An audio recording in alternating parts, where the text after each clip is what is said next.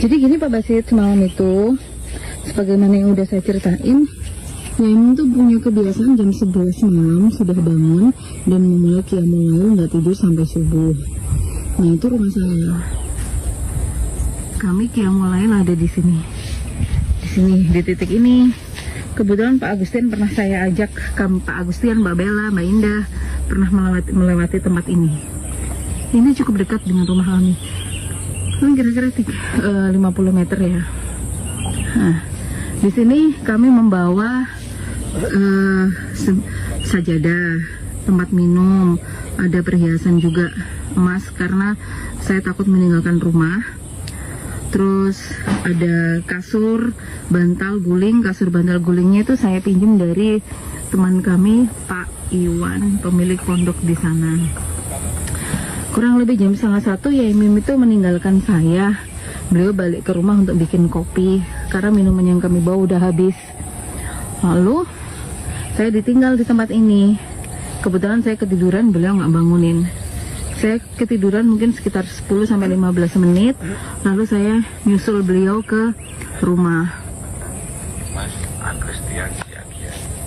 Karena saya keburu-buru, takut ditinggal, takut sendirian di sini tengah malam.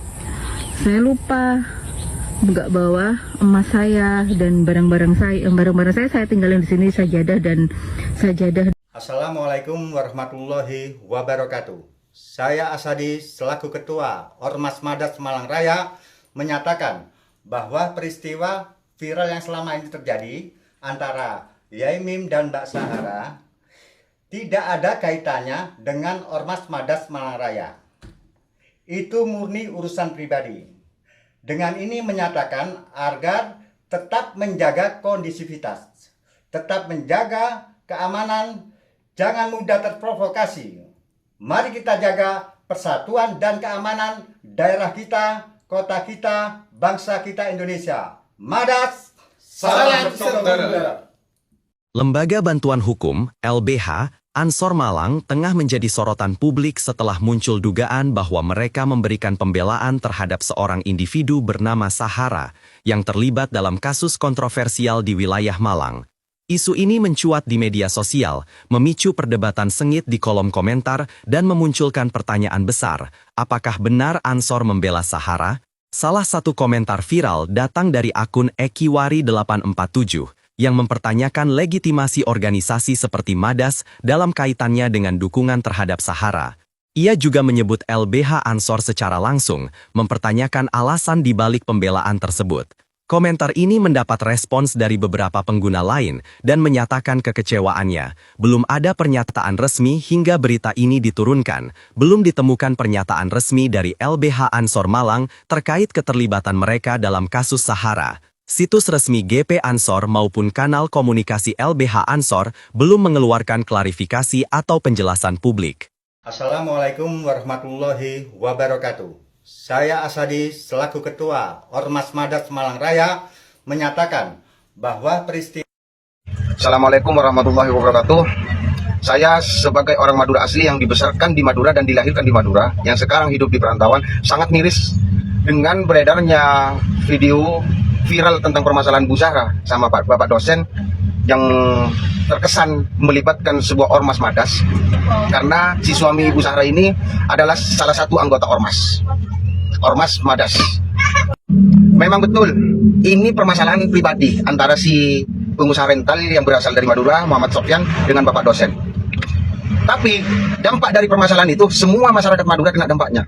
Termasuk saya sebagai penjaga warung juga ikut risih, juga ikut terganggu dengan adanya komentar-komentar yang berkata baikot warung Madura, baikot warung Madura. Jadi saya sebelumnya tidak menyalahkan netizen.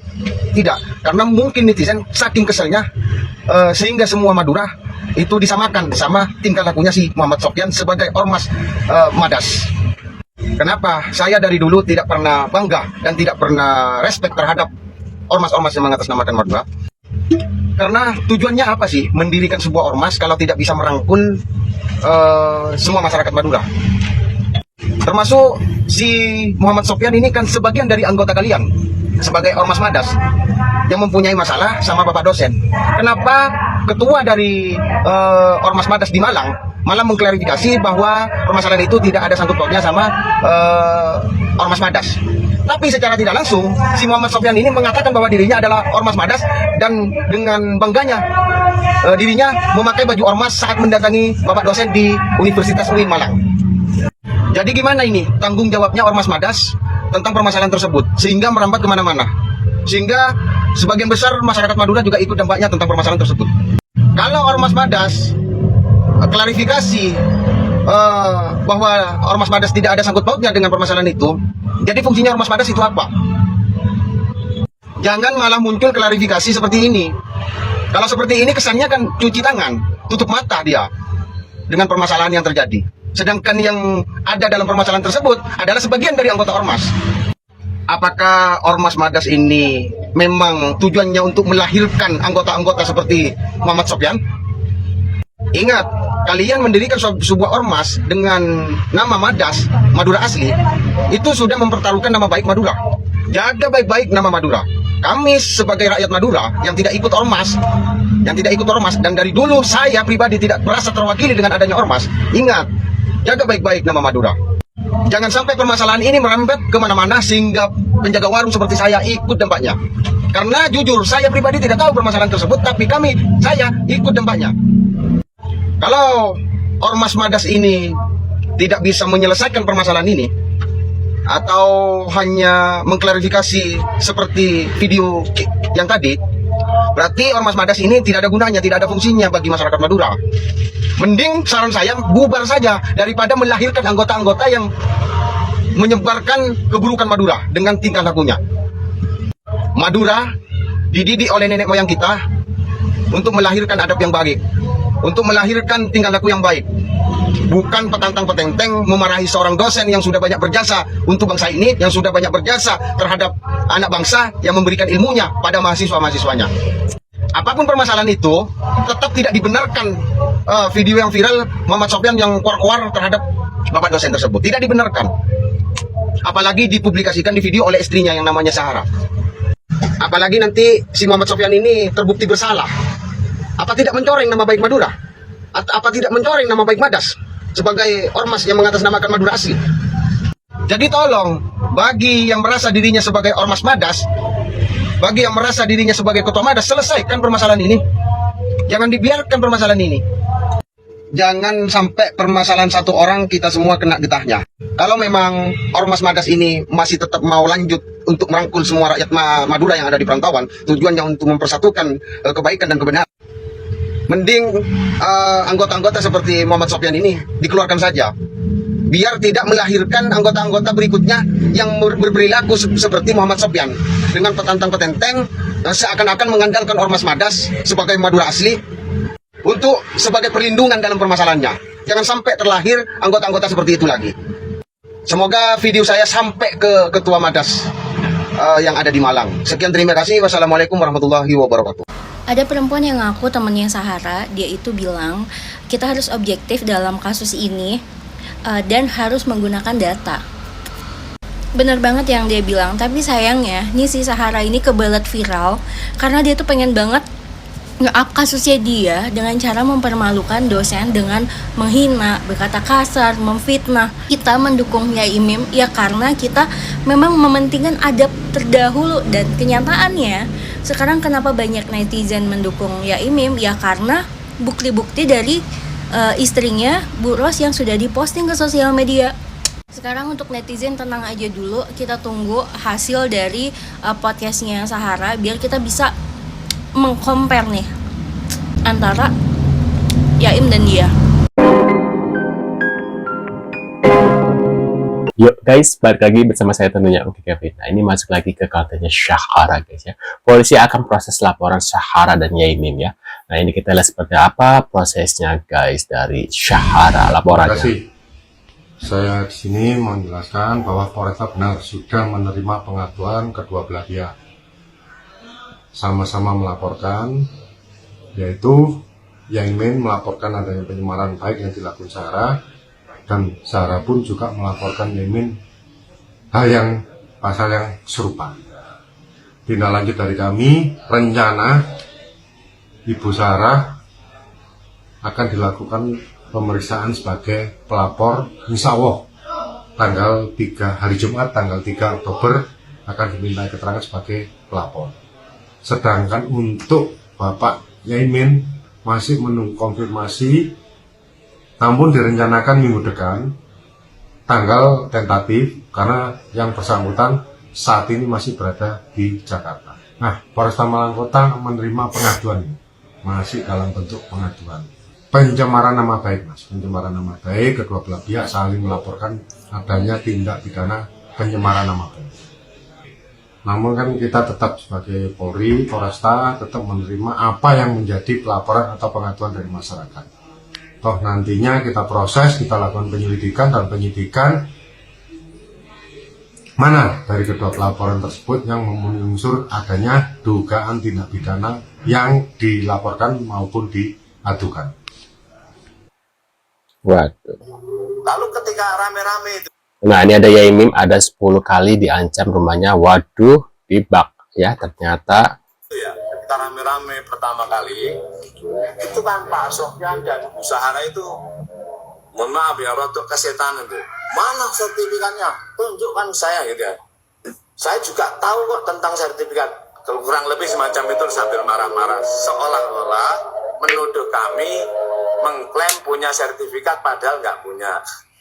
Lalu sertifikat sebenarnya kan kami taruh di rumah mama. Karena saya mohon maaf, barang-barang berharga termasuk sertifikat ya, ijazah kami tidak berani menaruh di rumah ini karena keadaannya mohon maaf ya, waktu-waktu seandainya rumah ini dibakar, kan ancaman dibakar itu sudah lama tuh ada itu.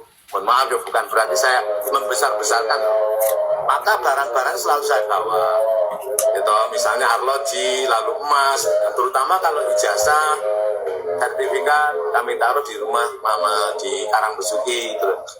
Nah, ada juga yang kami titipkan di bank gitu, sehingga deposit box itu untuk keamanan. Apa seandainya sewaktu-waktu terjadi, tentu kami tidak ingin itu, karena ancaman dari orang-orang yang dalam tanda kutip diduga kena hasutan oleh Ibu Suhara ini akan membakar rumah saya itu sudah tidak sekali dua kali, lebih dari 10 kali ya, mohon maaf ya.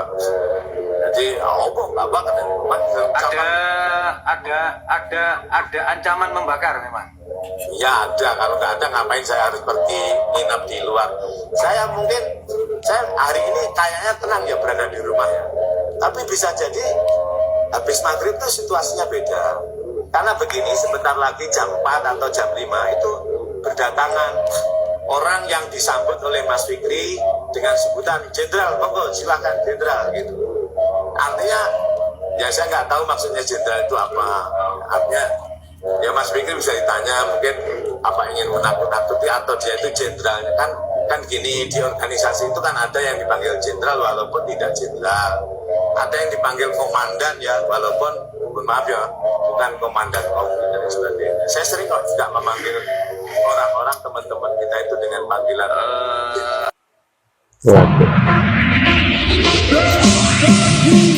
Nah, ini klasemen sementara Piala Lato-Lato Sahara rental mobil. Agil 90%, Yono 80%, Yono siapa? Pak RW 69%, Pak RT 65%, Sekretaris RT 45%, Suami Sofyan 10%. Jadi jangan lupa nonton pertandingan selanjutnya ya, Sahara vs Yaimin ya. Waduh, klasemen sementara Piala, maksudnya apa sih ini dari NOS ini ya? Nah, ini kita lihat seperti apa lagi. Kalian tahu nggak kenapa netizen malah memboikot satu suku akibat perlakuan satu orang ini? Padahal ini adalah konflik personal tapi malah menjadi isu nasional. Diketahui hal ini karena suami Sahara bawa-bawa suku Madura dan juga organisasi masyarakat Madura asli atau MADAS terkesan ikut campur. Dibuktikan dengan postingan ini serta caption yang menyulut emosi netizen. Akibat hal inilah netizen rame-rame memboikot warung, bengkel, tempat makan, bahkan anak kos yang bersuku Madura juga diusir dari kosan mereka akibat kasus ini. Waduh guys ya, semoga sakit hatiku kok bisa nyerempet kemana-mana ya. Netizen juga menyerbu akun Sahara. Terbukti dia mendapatkan komentar 10 kali lipat dibandingkan like postingannya yang sudah ditonton lebih dari 5 juta kali. Dan dia juga terkesan membisu belakangan ini, di mana awalnya dia posting 3 kali sehari tentang Yaimin, tapi sekarang nihil. Tapi makin kesini, makin kelihatan titik terang dan akar dari permasalahan ini setelah Yaimin speak up di podcastnya Denny Sumargo. Banyak netizen yang awalnya menghujat Yaimin malah berbalik membela. Ditambah lagi banyak orang dari suku Madura yang merasa dirugikan padahal mereka nggak ngapa-ngapain.